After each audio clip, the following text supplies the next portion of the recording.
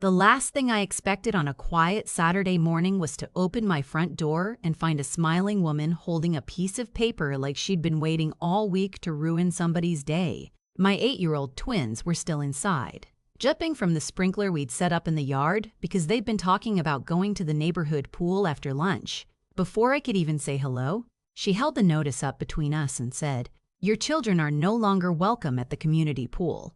I honestly thought it had to be some kind of joke. My son, Ethan, had just learned how to swim without floaties that summer, and my daughter, Emma, thought every cannonball competition was the Olympics.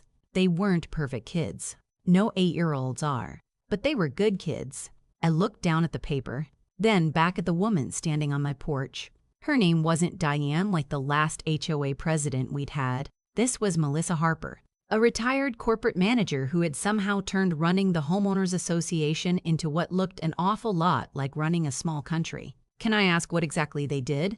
I said as calmly as I could. She folded her arms. "They disrupted my aqua fitness class. They were splashing too much." For a second, I just stared at her because I wasn't sure I'd heard that correctly. "They're children," I replied. "It's a swimming pool." She smiled again, but it wasn't the kind of smile that made anybody comfortable. It was the smile of someone who enjoyed having the final word. "I run the board," she said. "I decide who gets to use the amenities." I folded the notice once, slipped it into my back pocket, and asked one question that even surprised me. "Melissa, are you absolutely sure you want to do this?" She laughed. Not nervous laughter, genuine confidence. "Very sure."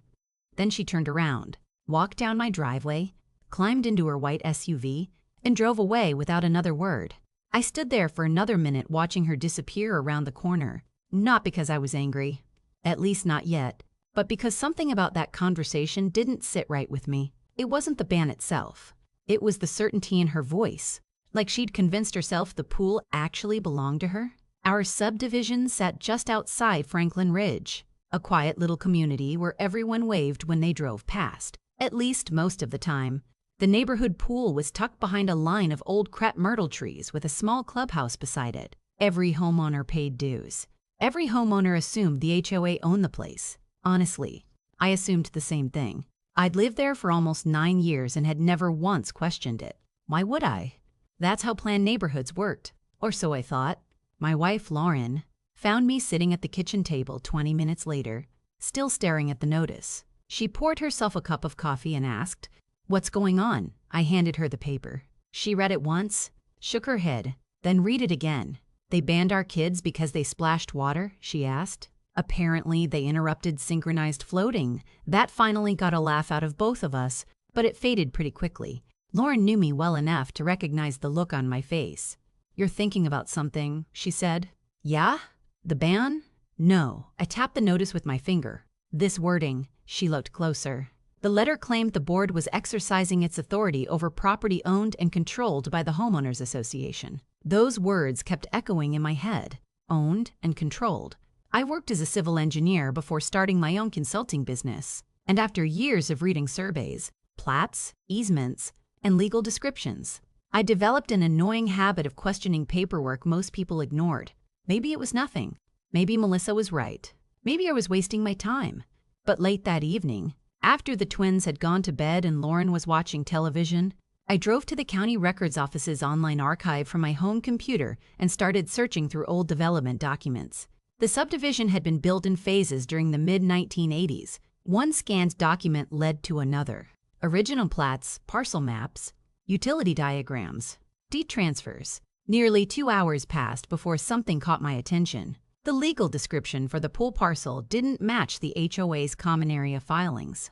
I zoomed in, checked another map, then another. My heartbeat actually started picking up. There was only one parcel number under the entire pool complex, including the deck and pump house. I pulled my own closing documents from the safe in my office, spread them across the desk beside the county records, and compared every line one by one. Then I stopped breathing for what felt like 5 full seconds. The parcel number was identical. The land underneath the community pool wasn't owned by the HOA at all. It had been included in the property I'd purchased nearly a decade earlier. There was no recorded easement, no lease, no access agreement, no transfer, nothing. I leaned back in my chair, looked at the glowing computer screen, then whispered to myself, well, this just became a very different conversation. I must have checked those documents 20 times before I finally accepted what I was looking at. Every survey line matched. Every parcel description matched. Even the dimensions lined up perfectly with the copy of my deed I'd signed years earlier without giving that particular page a second thought. I wasn't excited, not yet. Mostly I was confused. How could an entire homeowners association operate a swimming pool for decades on land it didn't actually own? It didn't make any sense. I figured there had to be paperwork somewhere that I'd simply missed. Maybe an easement had been filed under another parcel. Maybe there was a lease agreement hidden in some forgotten county archive. So instead of celebrating, I spent the next 2 days trying to prove myself wrong. By Monday afternoon, I couldn't. If anything, every document I found only strengthened the same conclusion. Somewhere between the original developer selling lots and the HOA eventually taking over neighborhood operations, everyone had simply assumed the pool belonged to the association. Nobody had ever verified it. It had become one of those dangerous little myths that survives because no one bothers asking questions. Lauren watched me spread maps across the dining room table that evening and finally asked, "So what now?" I looked over at the twins coloring pictures in the living room. "I'm going to give them every opportunity to fix this." She nodded. "You're not trying to take away anybody's pool." Exactly. I wasn't interested in revenge. Contrary to what people sometimes believe, owning something doesn't automatically make you want to weaponize it. The neighborhood kids loved that pool, including mine.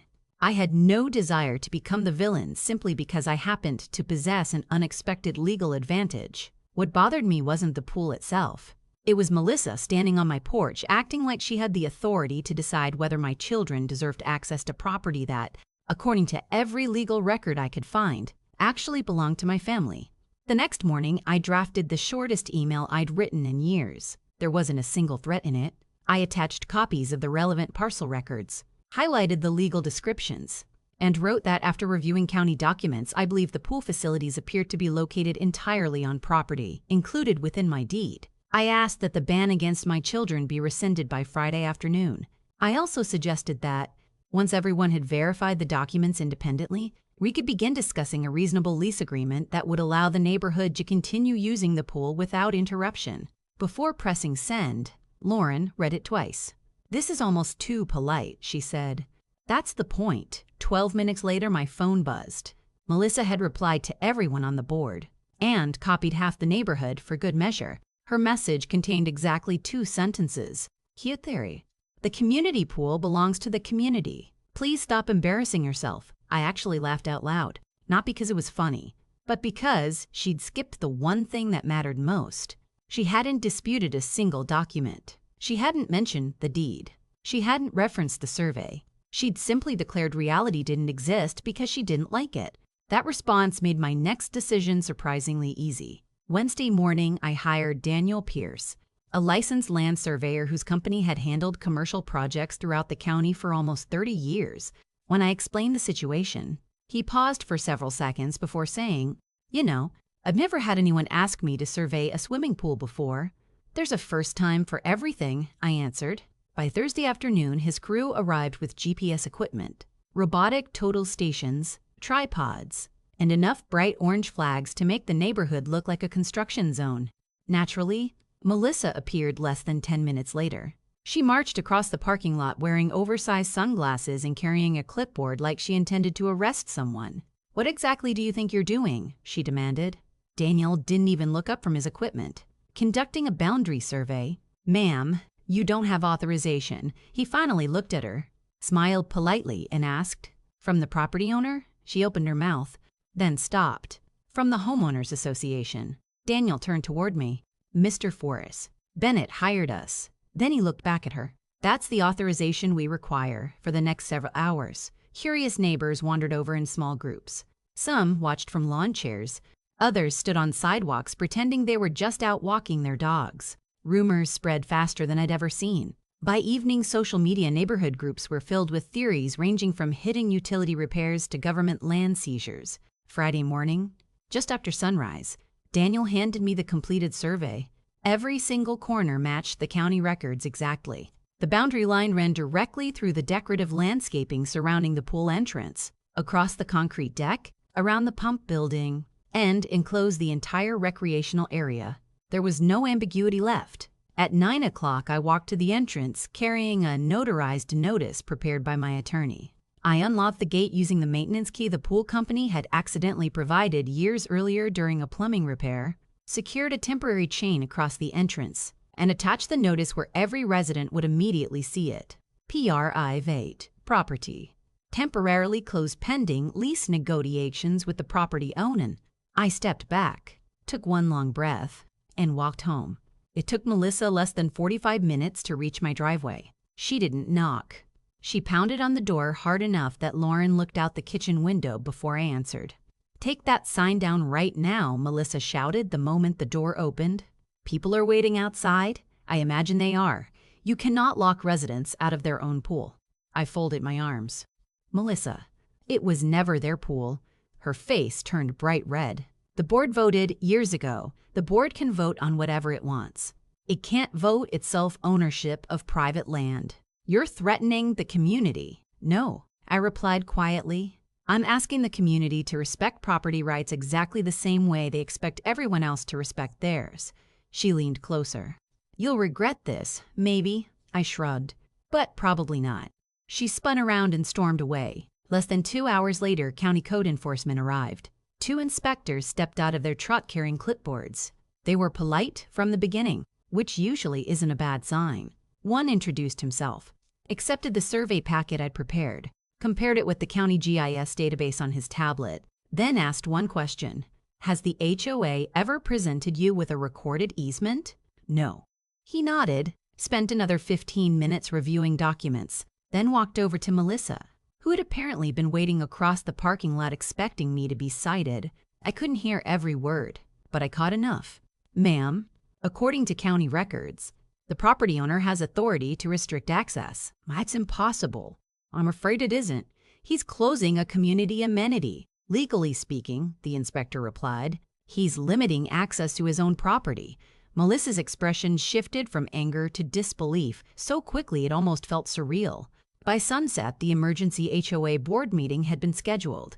Residents packed the clubhouse expecting fireworks.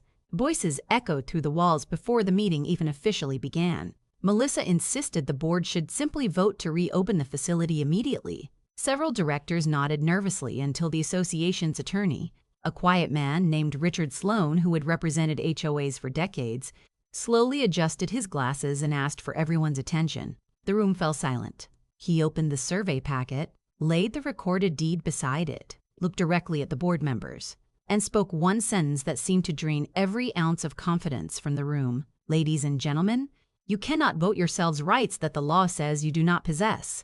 Nobody said a word after that. They simply stared at the paperwork lying on the conference table. While I sat quietly near the back of the room, realizing this story was no longer about my children being banned from a swimming pool, it was about years of assumptions that were finally colliding with reality. And I hadn't even sent the invoice yet. The invoice went out the following Tuesday. My attorney and I had spent 3 full days putting it together because I wanted every number to be defensible, every date supported, every calculation backed by documentation. We weren't trying to punish anyone, and we certainly weren't inventing damages. We simply calculated what 6 years of continuous commercial use of privately owned property would reasonably have cost under a standard lease arrangement, then included maintenance access, liability exposure, insurance considerations, and the legal expenses required to untangle a problem that should never have existed in the first place. I knew the total would get everyone's attention, but I honestly wasn't prepared for what happened next. Within 48 hours, the HOA's insurance carrier requested copies of the survey and county records. By Friday afternoon, they notified the board that the association's policy covering the swimming pool would be suspended until the ownership issue had been legally resolved. No insurance meant no operating pool. Suddenly, the biggest concern wasn't me anymore.